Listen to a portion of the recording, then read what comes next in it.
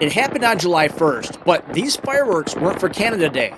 A massive explosion has just torn apart a warehouse in Northern California. You found stashed. I'm Pat, firefighter, mechanical engineer, and battery guy.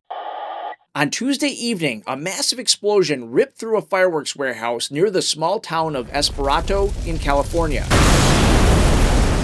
The fire started around 6 p.m., and within minutes, the entire building was fully involved. But this wasn't your ordinary structure fire because inside there were thousands of pounds of fireworks, and they were packed floor to ceiling, ready for the 4th of July. This warehouse was licensed. It stored professional grade pyrotechnics legally, following state and federal regulations. But when fire meets fireworks, compliance only gets you so far. The heat triggered a pretty impressive chain reaction.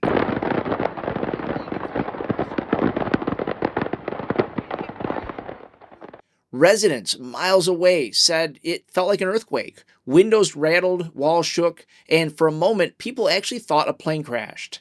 It has been since confirmed that there was no aircraft involved. The smoke column climbed as high as 15,000 feet. The explosions, it actually sprayed burning debris onto nearby fields and buildings, igniting what is now called the Oakdale Fire. Within hours, it had scorched more than 70 acres of farmland and grassland. Authorities quickly set up a 1-mile evacuation zone. No one was sure how much explosive material was still inside or how far that fire could spread if it reached the remaining stock. Now, you might be wondering, why did this escalate so quickly? Typically, firework facilities don't store everything in one big building. In fact, most professional operations are designed with smaller storage units spread over a large area. Here's why. If a fire starts in one building, those separation distances and sometimes earthen berms and blast walls, they're supposed to keep it from jumping to the next. Think of it like compartmentalizing the risk. Each structure has a limit on how much explosive material it can hold. That way, if something does go wrong, you're not dealing with one catastrophic detonation. But in this case, even with those precautions, the fire was so intense and the explosions so violent that it appears multiple buildings ended up getting involved. Fire crews reported seeing burning debris raining down across the site, igniting other storage units and sparking other spot fires in nearby fields. Once you have multiple structures compromised, the whole system of safeguards, it starts to fall apart. That's part of what makes this incident so dangerous. Even in a facility that was properly permitted and operating legally, a single ignition was enough to overwhelm all those layers of protection. Initially, no injuries were reported. However, 7 people are currently unaccounted for. And while crews look for those 7 people, there's another aspect that never makes the headlines. Even when that fire itself, it dies down, the danger, it doesn't go away. Smoldering fireworks can ignite without warning. Spot fires can flare up in dry fields hours later. And in a rural area like this, water supply, access roads, and mutual aid resources, they're likely stretched thin. This building, it was a total loss, collapsed into a pile of burning debris.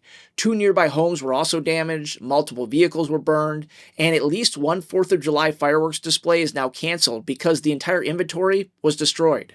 This is why storing fireworks is in a class of its own. It's also why first responders treat these fires with an extraordinary level of caution.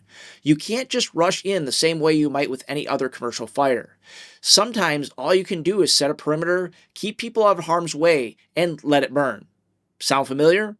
By late Tuesday night, fire crews had most of the Oakdale fire contained, but the investigation into what caused this fire, it's just beginning. The California State Fire Marshal's office has brought in its arson and bomb unit to figure out how this started and why it spread so quickly. It's a good reminder, especially this time of year, that fireworks, even when stored properly, carry risk. And in the wrong conditions, it only takes a spark to set off this chain reaction that can devastate a whole community. The 4th of July is right around the corner. And look, I love fireworks as much as anybody else. They're a blast. But they deserve respect. Safety first. Personally, I prefer to keep all my fingers firmly attached, because if you make a mistake, your hands could end up looking like this.